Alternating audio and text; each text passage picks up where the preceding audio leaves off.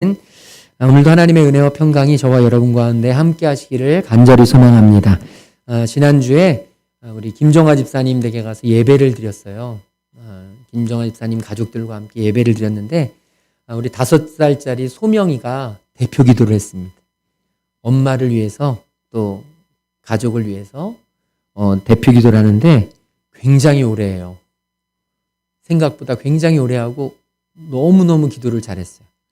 웬만한 어른처럼.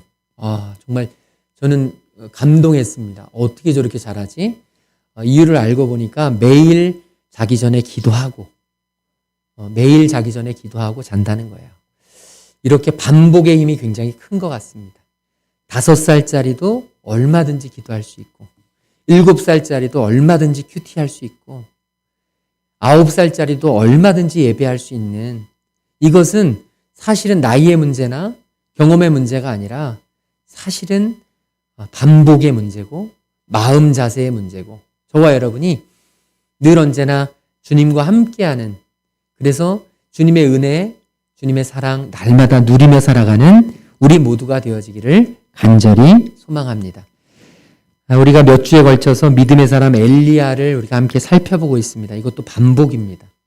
엘리야를 반복하면서 저와 여러분의 마음속에 엘리야에 대한 믿음, 엘리야가 가지고 있는 하나님을 향한 열정, 엘리야의 기도, 오늘 저와 여러분이 좀 닮아가고 배워가고 나도 엘리야처럼 주님의 귀한 사명, 주님의 귀한 쓰임을 받아야겠다라고 하는 그런 열망을 가지고 우리가 다시 한번 도전하는 귀한 이 시간이 되기를 간절히 소망합니다.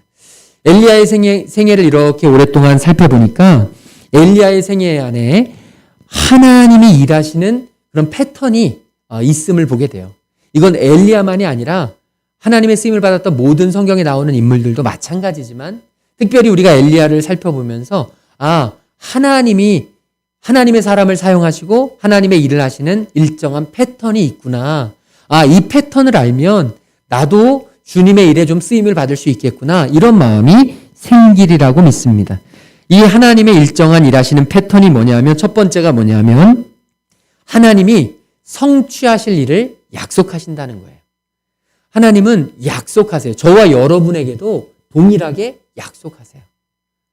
하나님은 우리 가정을 위해서 성취하실 일을 우리에게 약속하셨고, 하나님은 우리 자녀들을 위하여 성취하실 일을 우리에게 말씀으로 약속하셨고, 하나님은 이 나라 이 민족 우리 교회에 하나님께서 성취하실 일을 말씀으로 약속하신 줄로 믿습니다. 우리에게 말씀으로 약속을 하셨는데 우리가 그것을 잊고 있는 것뿐이지, 하나님은 분명히 우리에게 성취하실 일을 약속하신다는 것입니다. 엘리야를 통해서 보면 하나님은 비가 내리는 약속을 하셨습니다. 반드시 비가 내릴 것이라는 약속을 하셨습니다. 비를 멈추게 하겠다는 약속도 하셨습니다. 하나님이 약속을 하세요. 하나님이 약속을 하시면 그 다음엔 어떤 일이냐? 두 번째로 하나님은 그 약속을 성취하기까지 기다림의 시간을 주십니다. 그냥 약속이 뻥 하고 성취가 되면 좋겠지만, 그러면 우리 모두가 다 주님을 잘 믿을 것 같지만, 사실은 하나님은 그렇게 모든 사람에게 성취를 허락지 않으세요. 우리가 무엇을 하든지 다 똑같지 않습니까? 아무나 다 성취할 수 있는 건 아니지 않습니까? 열심히 최선을 다해서 기다림을 가지고 최선의 기다림으로 인내하고 견뎌야 마지막 그 아름다운 열매를 우리가 먹을 수 있듯이, 약속을 성취하기까지 하나님은 엘리야에게 기다림의 시간을 주셨습니다. 그래서 엘리야는요, 그리시네가에서 까마귀가 물어다 주는 것을 먹을 수밖에 없었고, 사르밧에서 그 과부의 집에서 살아갈 수밖에 없었습니다. 기다림의 시간이었습니다.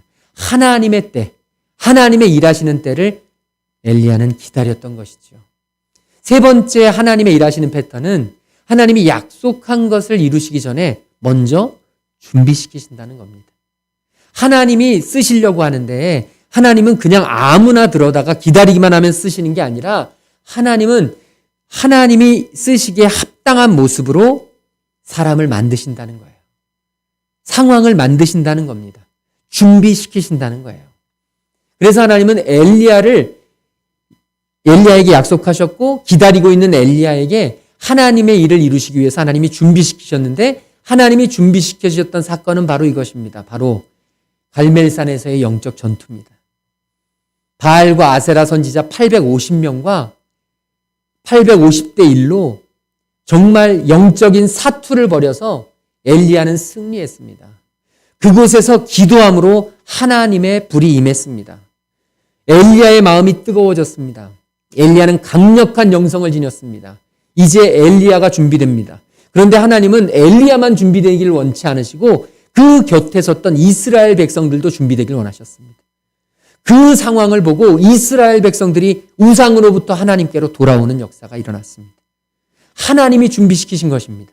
하나님이 예비하신 것입니다. 하나님이 저와 여러분의 가정과 우리 자녀들과 우리 교회와 하나님이 이 나라 이 민족을 사용하시기 위해서 하나님께서는 지금 이 시간에도 준비시키고 계신 줄로 믿습니다. 저와 여러분을 지금 연단하시고 하나님의 그릇으로 빚어가시고 무엇보다 하나님께서 준비시키시는 가장 중요한 것이 무엇이냐면 바로 거룩입니다. 하나님은 거룩하신 분이기 때문에 하나님의 도구는 아무나 쓰임받을 수 있는 게 아니라는 것입니다. 거룩한 사람, 성결한 사람, 하나님 앞에서 깨끗한 그릇을 하나님은 사용하십니다. 오늘 저와 여러분을 하나님께서는 깨끗한 그릇으로 만드시길 원하십니다.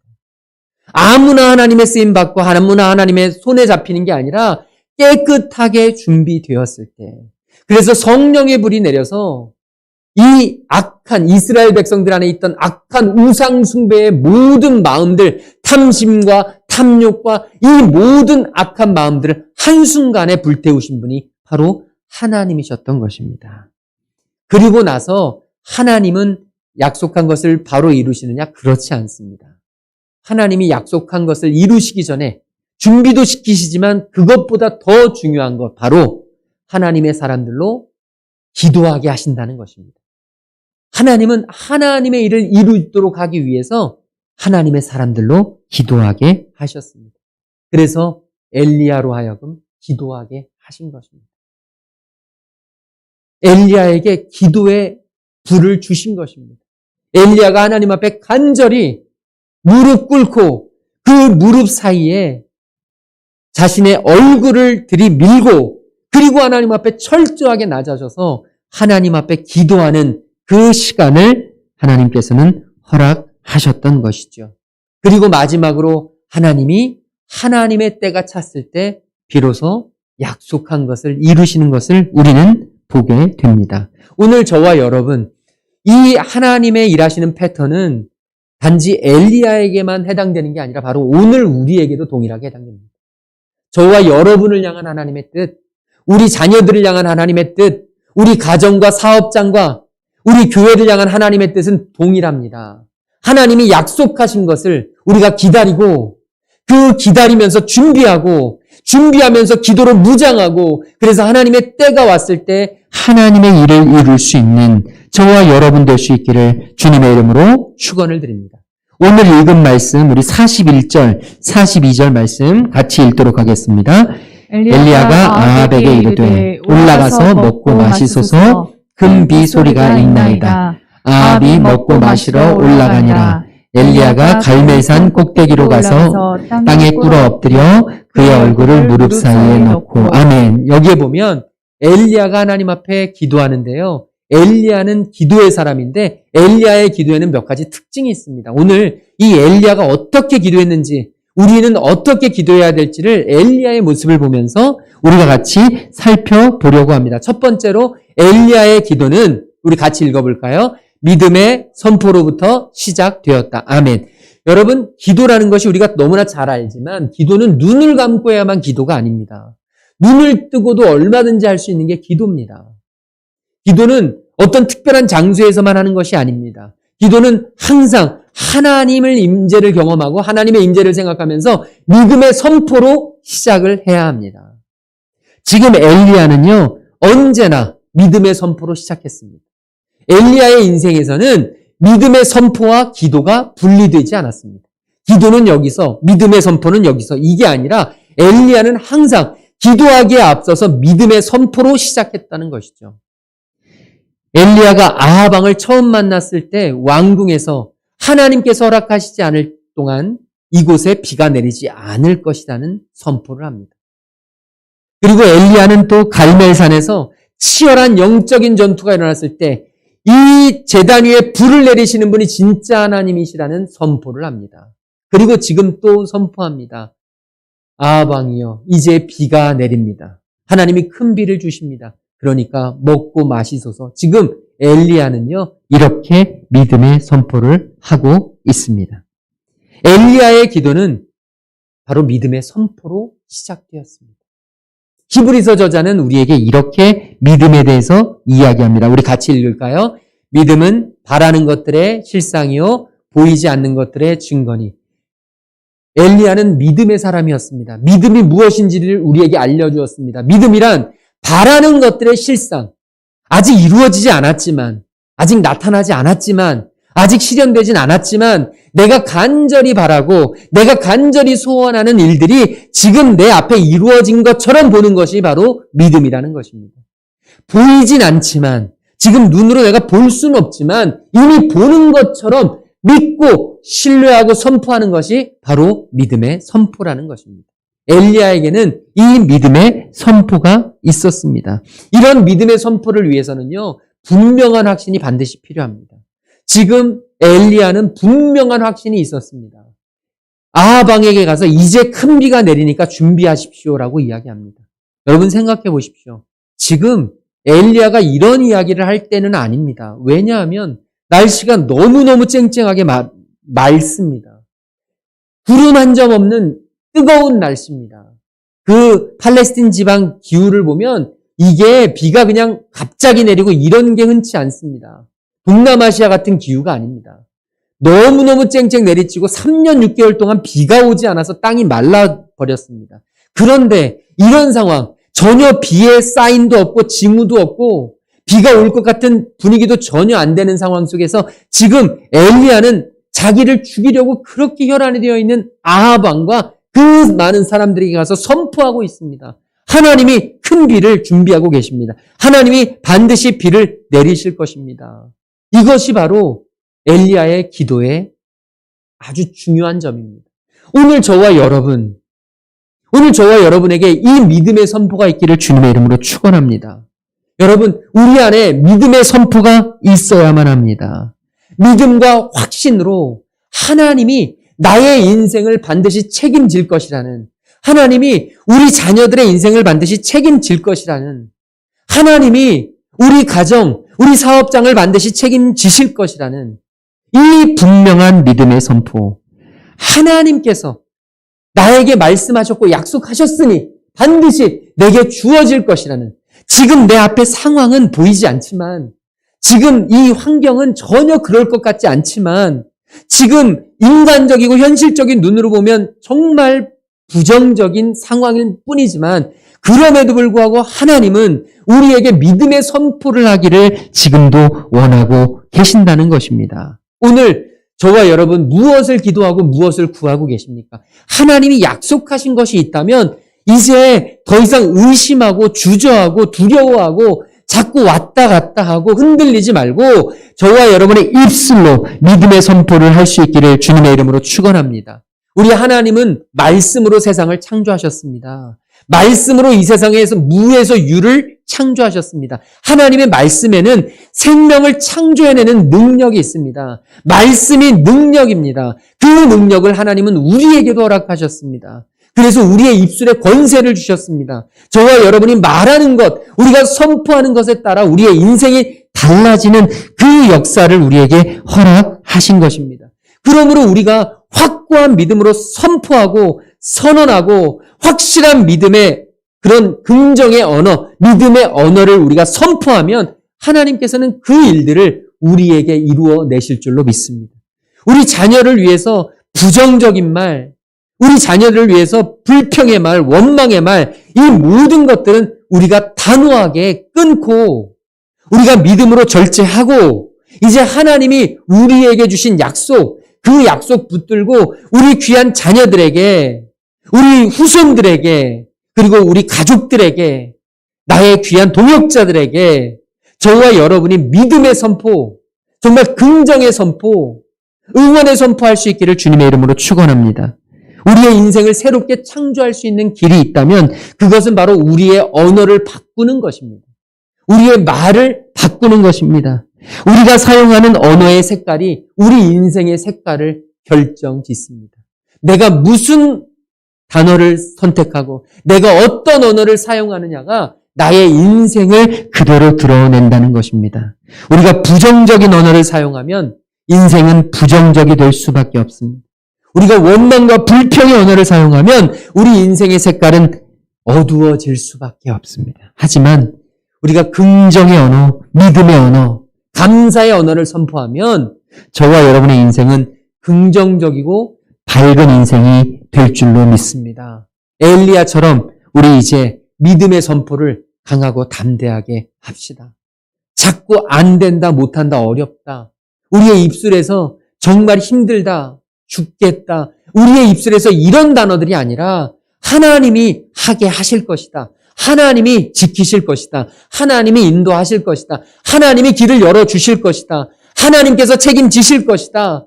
하나님은 나의 하나님이시다. 하나님이 나의 기도에 응답하실 것이다 라고 하는 이 분명하고 긍정적이고 믿음이 확실한 이 언어들로 우리의 인생을 바꿔갈 수 있기를 주님의 이름으로 축원합니다. 엘리야는 바로 그런 사람이었습니다. 두 번째로 엘리야의 기도는요, 구별된 장소에서 이루어졌다는 것입니다. 오늘 말씀 42절 말씀 우리 다시 한번 읽어볼까요? 42절입니다. 아합이 먹고 마시러 올라가니라. 엘리야가 갈멜산 꼭대기로 올라가서 땅에 꿇어 엎드려 그의 얼굴을 무릎 사이에 넣고. 아멘. 지금 엘리야가요, 아합 왕에게 비가 온다는 큰 비의 소식을 전합니다. 그러니까 아합 왕은 너무 좋았습니다. 지금도 그렇습니다. 우리 대통령이 있는데 무언가 나라에 큰 어려움이 생기면 모든 국민들은 한결같이 대통령에게 책임을 떠넘길 때가 많습니다. 왕은 우리 사극에도 보면 조선시대의 왕들이 가장 중요하게 여겼던 일이 무엇이냐면 비가 내리는 겁니다. 비가 안 내리면 농사가 안 되고 흉년이 들면 민심이 이반이 됩니다. 역병이 돌면 큰일이 납니다. 그래서 왕들은 항상 민심을 돌보는 일에 애썼습니다. 아합 왕도 마찬가지였습니다. 3년 6개월 동안 비가 안 오니까 민심이 흉흉해서 자신이 얼마나 힘들고 어려웠는지 모릅니다. 그런데 비 소식이 들립니다. 비록 본인이 싫어했던 그런 엘리야 선지자에 의해서 들려졌지만 그럼에도 불구하고 비 소식은 다른 어떤 것보다 기뻤습니다. 그래서 이 아합 왕이 했던 일을 보십시오. 먹고 마시러 갔습니다. 이 기쁨을 즐겨야 했기에 먹고 마시러 갔습니다. 여러분, 이게 세상 사람들의 클래스입니다. 세상 사람들은 좋은 일이 있으면 먹고 마시는 일이 우선입니다. 먹고 마시는 게 전부입니다. 먹고 마시고 즐기는 게 가장 중요한 일입니다. 하지만 여러분, 엘리야는 어떻게 했습니까? 엘리야는 갈멜산 꼭대기로 힘겹게 올라갔습니다. 그곳에 왜 올라갔습니까? 기도하기 위해서였습니다. 기도할 곳을 찾아서였습니다. 그곳에 가서 하나님을 구했습니다. 지금 엘리야에게는요, 인생일 때의 중요한 순간순간마다 하나님 앞에 기도하는 일이 우선이었습니다.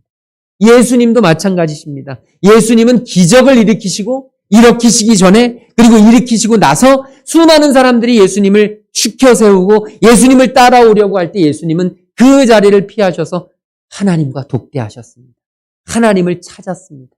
한적한 곳에 가서 기도하셨습니다. 엘리야도 마찬가지였습니다. 엘리야가 지금 850대 1의 전쟁에 승리를 하고 나서 사람들에게 영웅이 되었단 말이죠. 국민들에게 영웅이 되었습니다. 그래서 환호하고 엘리야를 지켜 세우고 어마어마하게 쫓고 그 인기몰이를 할 수 있었던 엘리야는요, 그 자리를 박차고 떠나 갈멜산 꼭대기 힘들고 어렵고 외롭고 고독한 자리로 찾아갔습니다. 왜 그렇습니까? 기도해야 살았기 때문에. 엘리야는 기도하지 않으면 살 수 없었기 때문에. 자신을 여기까지 인도한 것이 기도라고 확신했기 때문에. 엘리야는 기도했습니다. 기도하기 위해 갈멜산 꼭대기로 찾았습니다. 그러면 우리는 질문할 수 있습니다. 왜 꼭 갈멜산 꼭대기로 가야 기도하냐고요. 하나님은 아무 데서나 기도해도 들으시지 않으시냐고. 하나님은 지금 여기서 기도해도 얼마든지 듣지 않으시겠냐고요. 맞습니다. 이론적으로는 맞습니다. 그런데 여러분, 공부를 하려면 어디로 가죠? 조용한 곳을 찾아서 가죠. 공부는 아무 데서나 할 수 있는 게 아니죠. 아무 데서나 할 수 있을 것 같지만 실제로 해보면 그렇지 않은 거죠. 공부를 할 만한 곳은 따로 있다는 것입니다. 조용한 곳, 집중되는 곳. 그래서 우리는 도서관을 찾는 것이고, 그래서 우리는 조용한 방을 찾는 것입니다. 기도도 마찬가지입니다. 이론적으로는 우리가 어디서 기도해도 하나님이 들으시지만 우리의 일상적인 바쁘고 분주하고 너무너무 삶이 벅찬, 생존이 벅찬 곳에서 기도가 잘 나오나요? 안 나온다는 겁니다. 기도가 안 돼요. 시끄러우면 안 되고, 방해받으면 안 되고, 누군가가 간섭하면 안 되고, 기도라는 것도 특별하게 기도의 장소가 필요하다는 것입니다. 하나님을 독대하는 자리, 하나님을 만나는 자리가 반드시 있어야 된다는 것입니다. 하나님을 만나는 기도의 자리. 지금 엘리야는 그 기도의 자리를 찾으러 갈멜산 꼭대기로 힘들었지만, 어려웠지만, 피곤했지만, 지쳤지만 올라갔다는 것입니다. 엘리야가 사르밧 과부의 집에 있을 때, 머물 때 엘리야는 그곳 자기가 머물던 다락방에서 늘 기도했습니다. 하나님과 독대했습니다. 그리고 결국 그곳에서 하나님의 응답을 받았죠. 사르밧 과부의 아들이 죽었을 때 이 엘리야는 그를 안고 올라가 그곳에서 하나님의 역사로 살려내는 일들을 우리는 보지 않았습니까? 왜 그곳에 그런 역사가 일어났고 왜 그곳에서 응답이 일어났습니까? 그건 바로 하나님의 임재가 경험되어지는 곳. 이 엘리야에게는 하나님을 만나는 귀하고 소중한 하나님을 만나 교제하는 은밀한 공간이었기 때문입니다. 그게 바로 기도의 골방입니다. 오늘 저와 여러분에게 기도의 골방이 있어야 합니다. 우리에게 기도의 골방이 필요합니다. 마태복음 6장 6절에 보면 예수님이 그런 말씀을 하셨습니다. 너는 기도할 때 내 골방에 들어가 문을 닫고 은밀한 중에 계신 내 아버지께 기도하라. 사람들 많은 데서 다 알아주는 데서 길거리 어귀에서 기도하고 몸을 빼고 기도하라는 게 아니라 목소리를 높여 기도하라는 게 아니라 아무도 보지 않는 그 은밀한 곳 기도의 골방을 찾아 하나님 앞에 기도하기를 주님은 원하셨습니다. 저와 여러분의 인생에 기도의 골방이 있어야 합니다. 반드시 필요합니다. 기도의 골방은 마치 우리에게 충전기와도 같습니다. 방전된 핸드폰 충전하지 않으면 살아갈 수 없는 것처럼 오늘 저와 여러분에게 기도의 골방은 충전소와 같습니다. 충전소 없이는 살아갈 수 없는데 오늘날 많은 이들이 충전하지 않아도 살 수 있는 것처럼 나는 충전하지 않아도 아무 일 없는 것처럼 괜찮은 것처럼 기도하지 않아도 별일 없을 것처럼 그렇게 우리가 참으로 안타깝게 살아간다는 것이죠. 예수님께서는 말씀하셨습니다. 마가복음 11장 17절에서 기록된 바 내 집은 만민이 기도하는 집이라. 예수님이 분명히 하나님의 교회를 기도하는 집으로 칭하셨습니다. 저는 우리 교회가 기도의 골방이 되기를 소망합니다. 아침 기도회 때 나올 수 있어서 아침 기도회에 나와서 기도하면 이곳이 기도의 골방이기도 하지만 기도의 시간만이 아니라 이곳은 언제든지 하나님을 찾고 하나님을 만나고 하나님의 음성을 듣기 위해서는 언제든지 열려있는 곳이 이곳입니다. 언제든지 저와 여러분이 찾을 수 있는 곳, 지나가다 들릴 수 있는 곳. 우리가 속상한 일 있을 땐 어떻게 하나요? 친구에게 전화를 해서 좀 나올래? 그래서 카페에서 그냥 속에 있는 얘기를 1시간 반, 2시간씩 얼마든지 쏟고 때로는 울기도 하고 때로는 침을 튀기고 또 때로는 기쁜 일 있을 땐 나누고 우리 얼마나 그렇습니까? 인간관계에서 매우 중요한 일입니다. 살아가는데 정말 중요한 일입니다. 누군가를 만나서 내 속마음을 덜어내고 누군가와 교제를 나누고 누군가의 아픔을 공유하는 것 너무 중요합니다. 그런데요. 그것보다 더 중요한 것이 우리에게 있습니다. 하나님 아버지를 독대하는 것입니다. 그 친구를 만나 내 속에 쌓았던 모든 것을 내어뿜으면 왠지 후련해지고 속이 살 것 같지만 여러분 그 친구는 잠깐일 뿐입니다. 내 안에 진짜 힘들고 내 안에 진짜 어렵고 내 안에 진짜 나도 잘 알지 못하는 그 아픔까지 헤아리기는 쉽지 않습니다. 그래서 우리는 기도해야 합니다. 나보다 나를 더 잘 아시는 하나님을 찾아야 합니다. 그래서 언제든지 기도의 골방을 마련해서 힘들고 외로울 때, 지치고 고날 때, 정말 하나님 없이는 살아갈 수 없을 때 이 골방을 찾아야 할 줄로 믿습니다. 저희 교회가 개척하고 기도의 골방에 나와서 기도하던 분들이 꽤 있습니다. 힘들고 어려울 때 와서 기도하고 가고 제가 있을 때나 없을 때나 기도하시고 가시는 분들이 꽤 있었습니다. 그런데 요즘은 찾아보기가 너무 어렵습니다. 정말 어렵습니다. 도대체 왜 우리에게 이렇게 기도의 문이 막혀버린 것일까요? 왜 우리에게 이렇게 기도의 간절함이 사라져버린 것일까요? 왜 기도의 골방을 찾아야 할 이유를 우리가 찾지 못한 것일까요? 그 이유는 너무나 당연합니다. 분명합니다. 하나님 이외에도 너무나 많은 대안들이 우리에게 있기 때문입니다. 하나님이 돕지 않으셔도 살아가는 데 별 지장이 없을 것 같기 때문이에요. 하나님이 돕지 않으셔도 나에게 도움 줄 사람들이 많이 있기 때문인 것입니다. 하나님 없이도 우리 가정은 잘 지켜질 거라고 믿기 때문입니다. 하나님 없이도, 하나님의 도움 없이도 우리 자녀들 아무 문제 잘하는데 아무 문제 없을 거라고 생각하기 때문이죠. 그러나 우리는 깨달아야 합니다. 하나님 없이 절대로 결단코 우리는 안전할 수가 없다는 사실. 기도하지 않고 기도하지 않아도 괜찮은 것 같은 인생은 허수아비 같은 인생입니다. 겉으로는 멀쩡하지만 생명력이 없는 인생. 마치 의학적인 용어로 코마 상태에 빠진 환자랑 똑같습니다. 생물학적으로는 숨을 쉬고 생물학적으로는 살아있는 것 같지만 아무런 인간적인 존재 활동도 하지 못하는, 기도하지 않는 그리스도인은 바로 그런 그리스도인인데, 우리가 그것을 너무나 잘 알면서도, 잘 알았으면서도 우리가 하나님 앞에 기도하지 못하는 이유, 일상에 너무 분주해서 내 기도의 골방을 놓쳐버렸습니다. 내가 기도해야 될 그 골방에 다른 것들로 다 채워버렸습니다. 내가 기도해야 될 구별된 시간을 다른 것들을 위해서 할애합니다. 이제 기도는 뒤로 밀립니다. 기도는 차순위가 됩니다. 나의 우선순위가 아니라 이제 나머지 다른 일들을 다 하고 나서 해야 될 다음 것, 하찮은 것, 엑스트라 잡으로 변해버렸습니다. 오늘 저와 여러분, 기도가 우리의 우선순위가 될 수 있도록 하려면 어떻게 해야 합니까? 기도의 골방을 만들어야 합니다. 기도의 골방을 구별해야 합니다.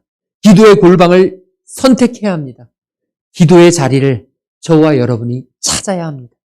엘리야가 갈멜산 꼭대기로 올라가지 않았다면 기도의 골방은 찾을 수 없었습니다. 그냥 그는 사람들 많은 곳에서 속으로, 마음속으로 어쩌고 저쩌고 기도했을 수 있습니다. 그러나 하나님은 그걸 원치 않으셨습니다. 힘들고 어렵고 피곤하고 지쳐도 하나님을 만나는 독대의 자리, 기도의 자리를 하나님은 만나길 원하신 것입니다. 찰스 스윈돌이라고 하는 아주 훌륭한 목사님이 있습니다. 이 목사님께서 이 기도의 장소의 중요성에 대해서 이렇게 말씀하셨습니다. 우리가 기도를 소홀히 하고 등한시하는 이유는 하나님을 만날 수 있는 적절한 장소를 마련하지 못했기 때문이다. 하나님을 가까이 하기 원한다면 정신을 산만하게 하는 소란한 장소와 일상에서 벗어나야 한다. 물론 항상 산이나 바다를 찾을 수 없다. 하지만 따로 기도할 수 있는 곳, 마음가짐을 흐트리는 일상에서 벗어나 홀로 하나님을 만날 수 있는 장소가 필요하다. 반드시 그 기도의 골방을 저와 여러분이 만들어갈 수 있기를 간절히 소망합니다.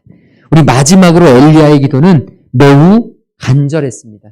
아까 읽었던 그 말씀, 42절 말씀 뒤에 보면 이렇게 기록되어 있습니다. 엘리야가 갈멜산 꼭대기로 올라가서 땅에 꿇어 엎드려 그의 얼굴을 무릎 사이에 넣고, 42절에 보면 땅에 꿇어 엎드려 그의 얼굴을 무릎 사이에 넣었다고 기록하고 있습니다. 갈멜산 꼭대기로 올라간 엘리야는 땅에 꿇어 엎드렸습니다. 그리고 얼굴을 무릎 사이에 넣었습니다. 이 자세가 굉장히 어려운 자세라고 합니다. 이 자세로 기도해 보시면 굉장히 쉽지 않음을 아실 겁니다. 이게 그냥 육체적인 그 표현으로도 어렵지만 이 자세는 당시에 문화적으로 보면 나를 하나님 앞에서 완전히 낮춘 자세, 정말 간절한 마음으로 하나님 앞에 기도하는 자세였다고 합니다. 지금 엘리야는 하나님의 도우심을 간절히 구합니다. 하나님이 안 도와주시면 저에게는 길이 없습니다. 하나님 비 내려주지 않으면 저는 아무것도 할 수 없습니다. 850대 1의 영적인 전투를 승리하게 한 건 제 능력이 아니라 하나님밖에 없습니다. 하나님이 지켜주셔서 제가 여기까지 왔습니다. 제가 잘하거나 잘나서 된 것이 하나도 없습니다. 지금 엘리야는요, 하나님 앞에 이렇게 간절히 기도하고 있는 것입니다. 엘리야는 갈멜산 전투에 임했을 때는 불이 나가는 사자와 같이, 불력이 나는 강력한 사자와 같이 강력하게 바알과 아세라 선지자들과 싸웠습니다. 엘리야는 장수였습니다. 엘리야는 강하고 담대한 용사였습니다. 그런데 이제 그 전투를 승리로 마치고 나서 의기양양하게 많은 사람들에게 인정받고 자신을 나타낼 수 있는 이때 갈멜산 꼭대기를 찾은 엘리야의 모습은 그와는 정반대의 모습이었습니다. 하나님 없이는 살 수 없다고 간절히 비는, 제발 살려주세요. 제발 살려주십시오. 하나님 없이는 한순간도 살아갈 수 없습니다라고 제발 간절하게 비는 너무너무 불쌍한 사람의 모습으로 지금 하나님 앞에 기도하고 있는 것입니다.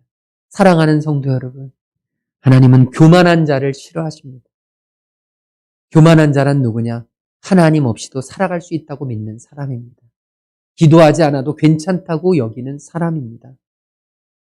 나는 나 혼자서도 얼마든지 웬만큼 살아갈 수 있다고 믿는 사람입니다. 하나님은 교만한 자를 싫어하시고 겸손한 자를 좋아하십니다. 겸손한 자를 찾으십니다. 하나님 앞에 겸손한 자는 누구냐? 바로 기도하는 자입니다. 하나님을 구하는 자입니다. 하나님의 도우심을 찾는 자입니다. 하나님 없이는 살아갈 수 없다고 고백하는 사람입니다. 오늘 저와 여러분, 우리의 삶 가운데 하나님께 간절히 하나님 없이는 살 수 없음을 우리가 고백하면서 오늘도 정말로 기도를 쉬지 않고 기도를 멈추지 않고 하나님께 나아가는 엘리야와 같은 믿음의 사람들 될 수 있기를 주님의 이름으로 축원을 드립니다. 우리 다 함께 자리에서 일어나셔서 우리 아까 불렀던 찬양이 있습니다. 기도를 멈추지 마라. 눈앞의 상황이 마음을 눌러도 원망치 마라. 너의 입을 지켜라. 세상 사람들이 우리의 입을 풀고 있음을 주님은 말씀하십니다. 마음을 빼앗기지 마라. 내가 널 도우지 않는다는 소리에 너의 모든 게 풀려도 너는 기도를 계속해라. 우리 이 찬양 정말 주님, 내가 기도를 멈추지 않겠습니다. 내가 기도로 살겠습니다. 다시 기도의 담을 쌓겠습니다.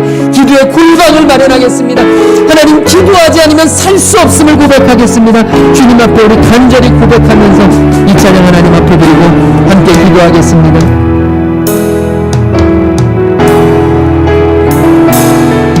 기도를 멈추지 마라. 기도를 멈추지 마라. 눈앞의 상황이 마음을 두고 원망치 마라. 너의 입을 지켜라. 저희를 너의 입을 보라.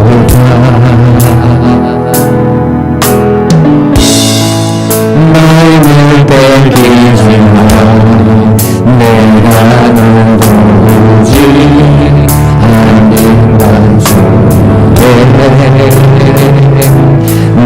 너의 모든 걸 불의해도 너는 기도를 계속해라. 너희는 멈추지 마라.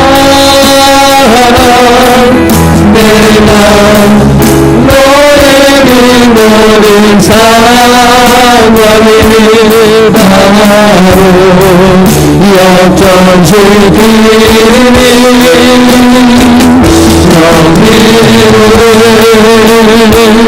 멈추지 마라. 내가 잠시 놓치지 않고 모든 것 지켜보고 있는 너희는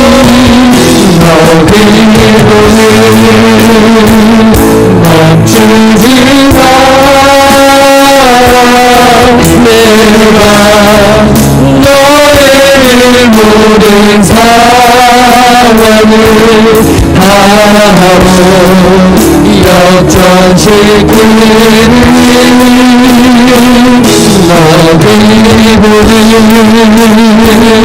멈추지 마라. 내가 잠시 놓치지 않고 모든 것 지켜보고 있으니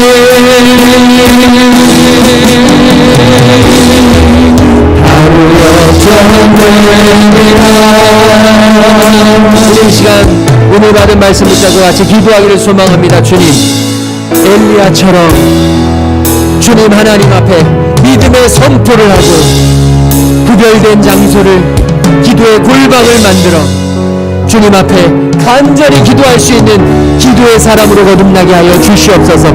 기도하지 않고는 한순간도 살아갈 수 없는 존재임을 주여 이 시간 주님 앞에 고백하고 기도의 사람으로 살아가겠사오니 하나님 우리에게 힘과 능력을 허락하여 주시옵소서. 우리 오늘 하는 말씀 붙잡고 함께 동성으로 기도하며 나아가겠습니다. 사랑해 주님 감사합니다. 하나님의 귀한 백성들이 아버지 기도의 능력을 의지하고 기도의 힘으로 살아갈 수 있는 믿음을 허락하여 주시옵소서. 하나님 기도의 골방을 우리가 찾게 하여 주시옵소서. 하나님 믿음의 선포를 잊지 않도록 인도하여 주시옵소서.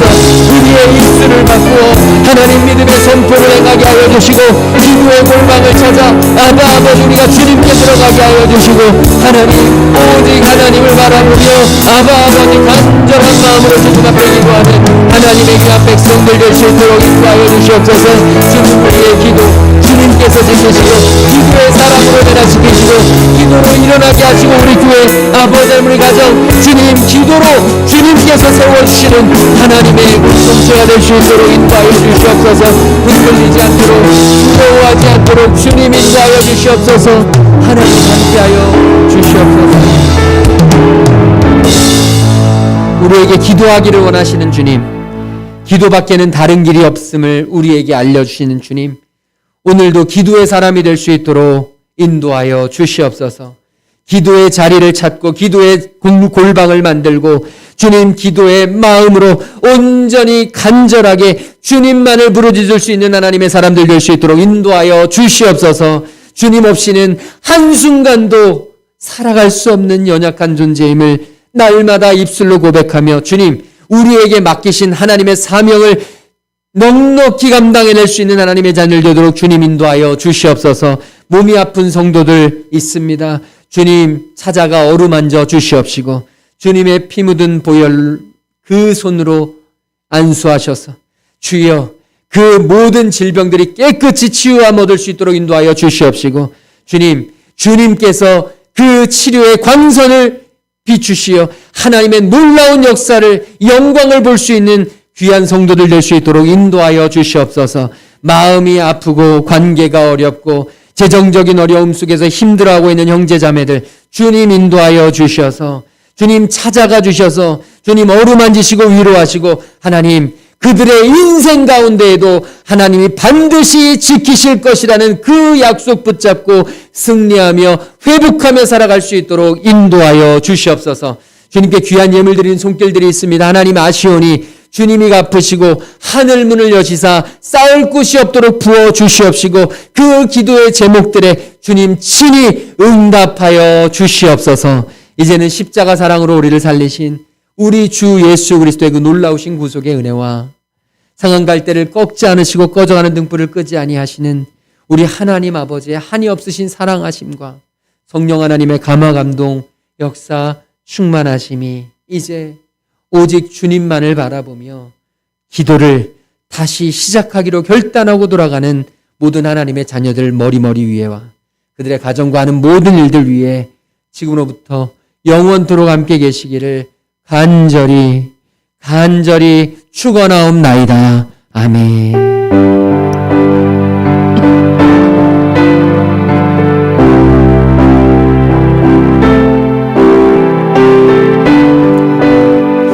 우리 모든 영광을 하나님께 올려드립니다.